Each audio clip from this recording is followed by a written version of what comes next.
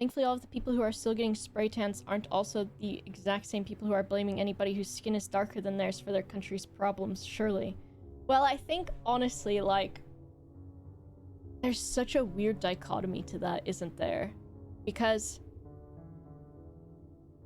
there's been, like, a change historically, right? Where it's, like, European beauty standards were the ones that were the beauty standard of, like, oh, you have to have, like, super pale skin and, like, blonde hair and all of those sorts of things. And that happens in, like, a lot of different countries. Because I think there's, like, when I read this book for school, I think it's called The Good Earth, and it's a book about, like, very old-timey some Asian country. And it's, the people who were hard workers and were, like, working outside, of course, they were a lot more tan than people who never had to work. And so people that never had to work or go outside were a lot more pale. So then it was, like, this classicism that was also presented in, like, your actual appearance. And so then the beauty standards of having, like, paler skin. But now it's, like, this weird, like... I think, honestly, there's a lot of things we can blame the Kardashians for. Cultural appropriation being one of them.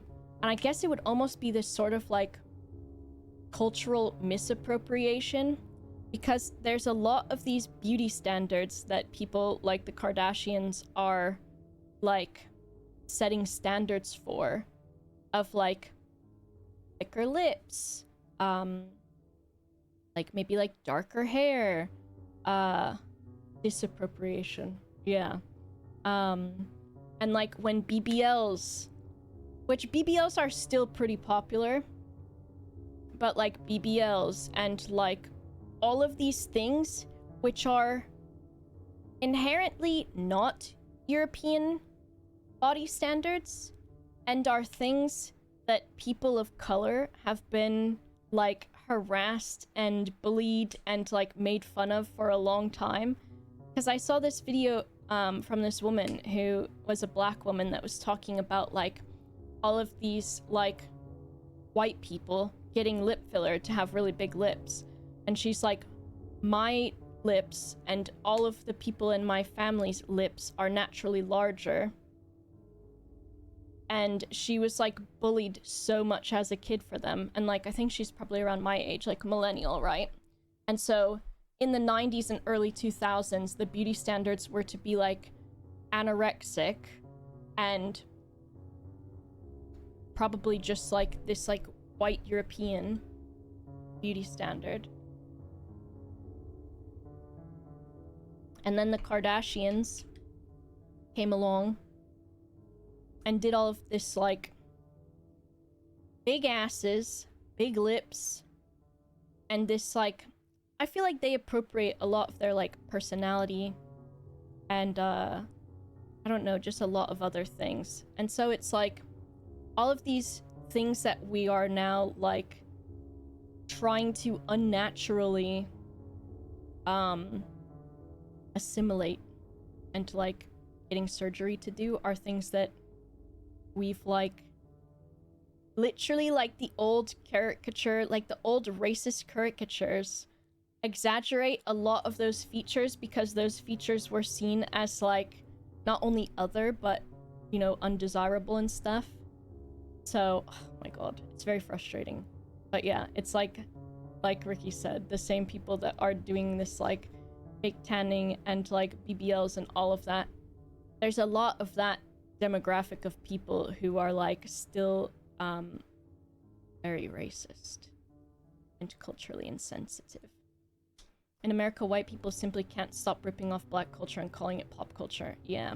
I've talked about it before of, like, this thing where I think a lot of white Americans have such a disconnect with having their own culture that they then are, like, doing a lot of cultural appropriation.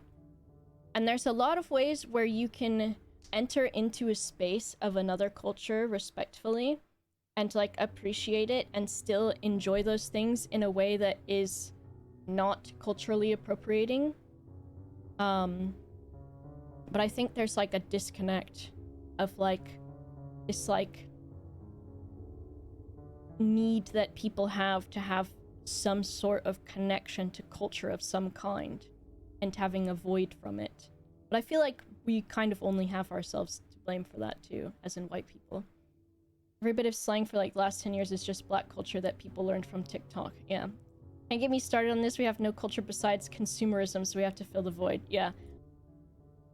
Western white people are so obsessed with their ancestry, but so many people don't have any tangible connection to that culture in their daily lives. Yeah, it's different because there are some places where I feel like, and I feel like part of the problem, of course, is this like American issue.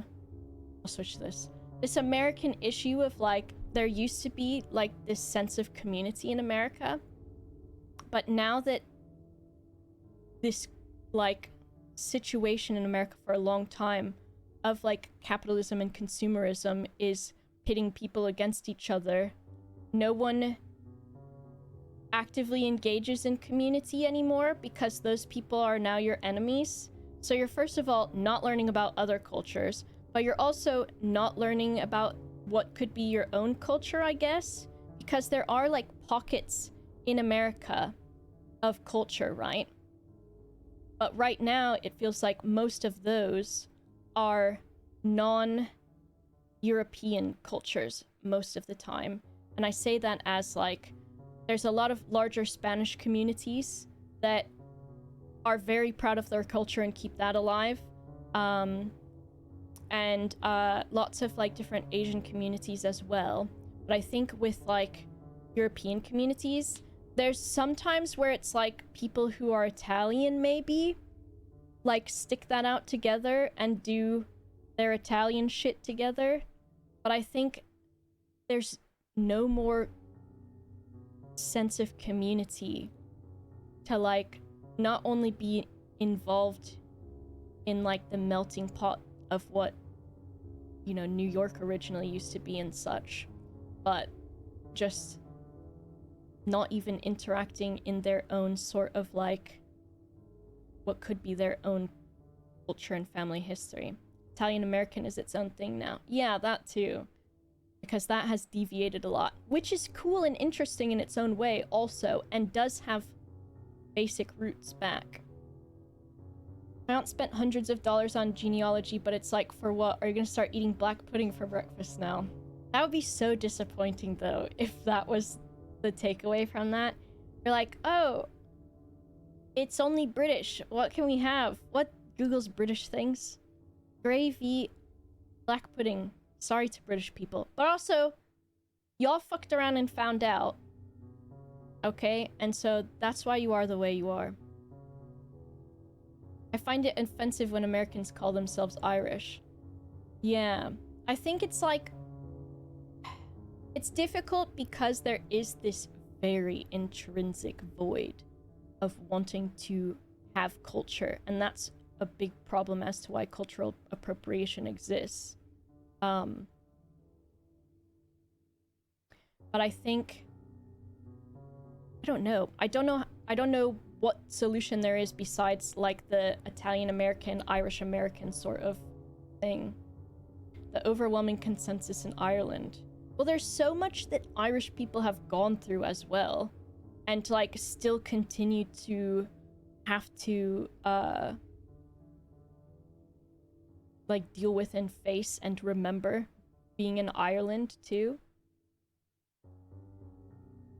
I was looking at Welsh history, and I was like, damn, like, because I saw a video of this British couple that bought a house in Wales, and it was their first house, and they're like, we saved so much money buying a house in Wales, and look how beautiful this house is, and this house is over like 800 years old or something like that.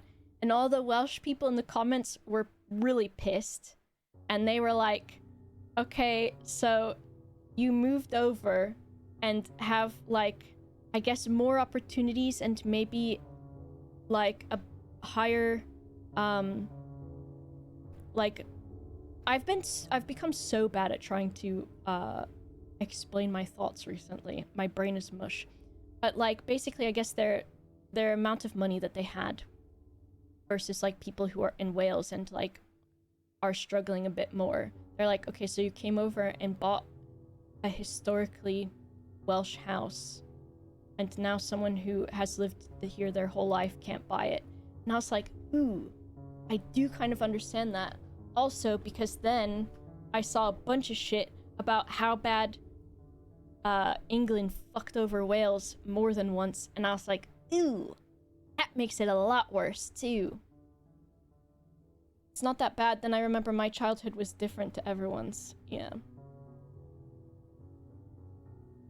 People want to be special. Well, I think that's the thing, right? Because identity is super, super important. And I think that's why we have labels for things. And like, it's really cool when you find the label that fits you. And I think, I wonder, and I'll voice it aloud because even though it's like, ooh, it's a bit scary. I wonder if majority, not saying all of them, but majority of the people who culturally appropriate are cisgender heterosexual, because I think the identity and culture that comes with being queer and gender questioning probably sort of gives you something that then fills the void that other people are missing, which is sad, because just because someone is cis and heterosexual, rest in peace, doesn't mean that they shouldn't feel like they belong to something. But that also doesn't mean that like straight pride or like anything else needs to be a thing. But I guess then it's like, do you create your own identity, and how do you figure out where you belong? I don't know. Us normies want to be special too. Yeah. I've sure heard a lot about gay people pulling back from black women and not really being super respectful about it. See, that's why I didn't include the because I was thinking I was gonna add, like, is that also a predominant, like, place where racism exists too, right? Is from more so, like, cisgender heterosexual people. However, I do know that, especially from what I've read, in the, like, mostly, like, gay men, there's a lot of appropriation of, like, especially, like, black culture and black women. But then, with that happening, still a lot of racism and, like, not being respectful from where that culture has come from. And same with, because there's a lot going on with trans rights, of course, being at jeopardy. And, like, the big queer movement that happened, I think majority of the progress can be attributed to trans people, especially trans women of color. And then that's the first part of our alphabet, of our LGBTQIA, that is then, like, not only overlooked, but ostracized, demonized, and all of those things. It's some interesting stuff to, like, want to learn about and think about. And also to feel like I am definitely not even remotely equipped to disseminate and, you know, consider information on. But I feel like since I haven't been in school, and since I haven't been reading books, that I don't know how to fucking talk, that my words do not work, that I can't get the word that I know exists, but that I don't remember what it is. So hopefully most of that was coherent, and didn't sound like I was either bullshitting or that I'm a fucking idiot. So, which I am, in many respects, a fucking idiot. But there are things that I don't want to be a fucking idiot that are important. So, I try. An ADHD thing college didn't fix for me. Streaming is a 20 to 60% mental debuff. I think that's been like, it's like a debuff that stacks though, because I think the longer that I've been doing it, the more that my brain has rotted also. Broken. Venturing into the field of gender studies, it's going to be complicated and hard to elaborate on eloquently. Yeah, I got the 100% debuff. I've stacked it many times, and I'm taking psychic damage. Yeah, I don't know. It's weird. There's a lot of shit. That's why I was like, ooh, if I'm making this is how I can, here's how I'm fighting the white man. I'm going to add cultural hats to my Blender model. Woo, yippee! No, I do think that's a good way to start, even though I am a white person doing it.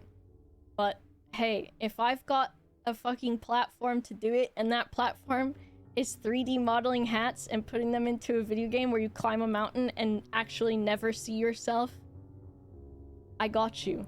I fucking got you. That's like a big thing that I've been seeing too with all of the stuff going on in America with the ICE raids and such, is people actually engaging in community by protecting the Latinx people in their like neighborhood community, and also white women actively putting themselves in front of police and fucking with them to protect other people. And I'm like, hell yeah, now that's the kind of white woman we need. If you need anything explained to you, Boba, I'm happy to get on a call and tell you all about it from my straight white guy perspective. Now see, that's what I need.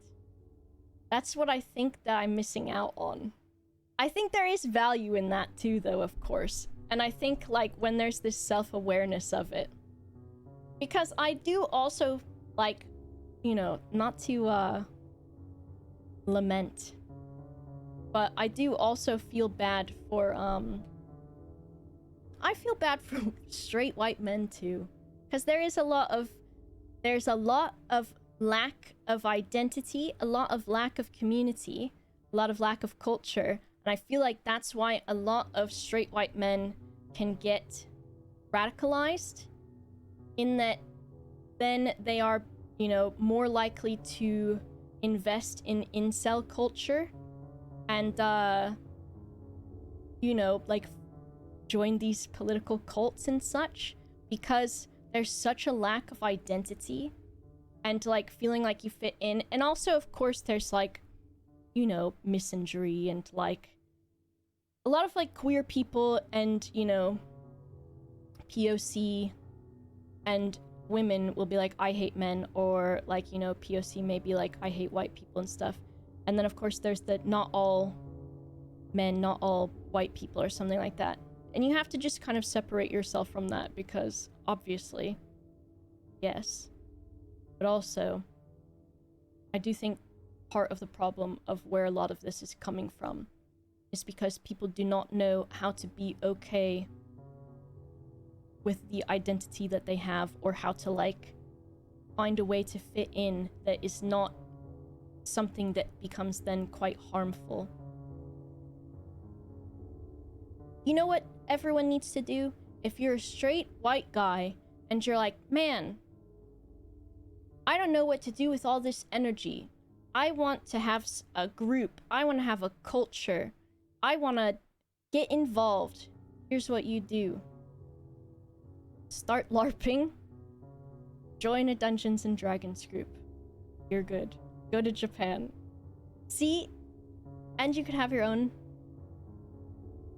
1972? 75? Japanese summer holiday. I think it's great though. Move to Berlin. There's that too. Metal music. I don't know. Play video games. Bang a dude. Try it out. You'll never know. You'll never know. Do not start a podcast. You can, as long as it's a nice podcast. I visited Moscow a decade ago. Someone wanted to take a photo of me because they never saw a POC before. It's really difficult, but ignorance is just ignorance, not evil. Yeah, that too. Like, that one guy that's been traveling, I think, all around. There's a lot of people that I see who are people of color that travel around China and speak pretty, at least conversational Chinese. And I think a lot of people, especially in rural areas, have never seen someone POC before. And so they're just naturally curious.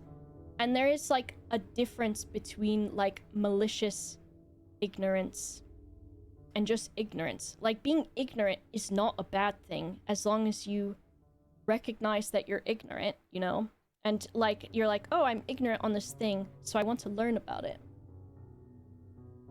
A whole cottage industry on YouTube of dudes like that. A lot of people have a hard time ignoring criticism when it's mentioned about their group and doesn't apply to them. Yeah, it's tough because you don't want to be a bad guy. You don't want someone to be like, I hate this person, and you're like, but I'm that person. Because I feel like that sometimes too, right? I'm a white person, and if people are like, I hate white people, I'm like, oh, but I'm a white people. And then I go, actually, yeah, you do have a bit of a point, and I understand.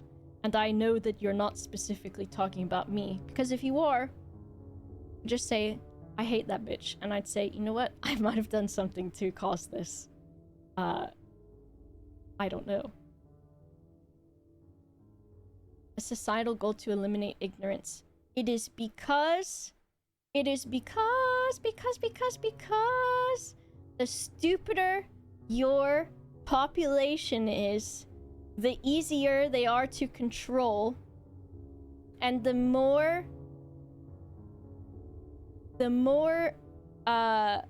hateful and ignorant your population is, the easier they are to control. And you can say, hey, you should hate that guy next door who moved over illegally from Mexico and does really hard work. You should hate that guy because he's taking your money. And then that person does not have the ability to think critically and either fact check or double guess that, basically to like doubt what you're saying, right? Because then they're like, yeah, I should hate that guy. You're right, very rich man who doesn't pay taxes. I should hate that guy. Second guess, that's the one. I'm so smart now. I went to university. And so I think a lot of people have a difficult time either not wanting to break out of that because it's easier to be ignorant and not have to think, or they don't want to question their family values, or they never get outside of that bubble to then realize that these ignorant and racist ideas are not based in truth. He's bold. It's the liberal colleges that are brainwashing my kid into feeling empathy. And that's also like when people are like, oh, I don't want my kid to go to university because they'll come back a woke liberal. Do you mean that they'll just meet other people who are not, you know, your demographic?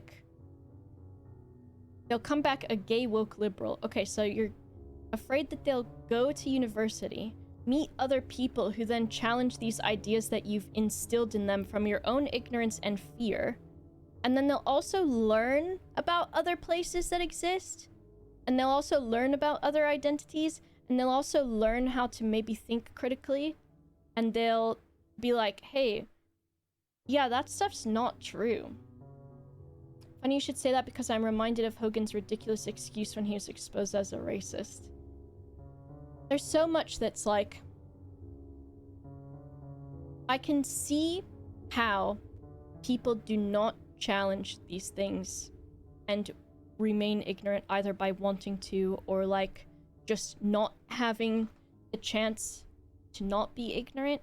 But I think there's also a lot of opportunity for people to get off their ass and be like, oh, maybe I should think about this instead. Cute headphones. Thanks, people hater. I grew up basically all white rural areas on the opposite end where I didn't even realize things were racist, or I'd extrapolate the wrong reason people thought it was funny and repeat it. Oh, they're just making a funny face, that's why it's funny. Yeah, I think it's like, it's difficult to be in sort of not only an echo chamber and all of that, but if you don't learn any different, how are you gonna know also? Recently, Ethel Kane, who is a white transgender woman, someone went back and found some like tweets or social posts from her where she's saying some very bad racist things, and I'm pretty sure using the big extreme no-no word. And she was like, oh, you know, my family, I think, was she from Florida too? She's like, oh, my family is all very racist, and I didn't know any better and stuff, and I'm really sorry and everything like that. But also then I was like, oh, that really sucks. Like, first of all, I still ain't never said that word ever, so I don't super understand that. Not even typed it out ever. But, you know, not everyone's built the same. But, then they were like, but I think she was 19 or 20 when she did that, and I was like, okay, I feel like maybe if you were like 12 or something before you start to like mentally and emotionally develop, it's still not right, but there is like a bit of a difference between someone who is like 19 or 20 saying those things. So, yeah. Florida not doing so much for its reputation, but also the other day there was some, oh, I think it was the governor got on stage and there was a Florida man in the audience that was really fucking telling him off and telling him to fuck off. And so, you know what? Not all Florida men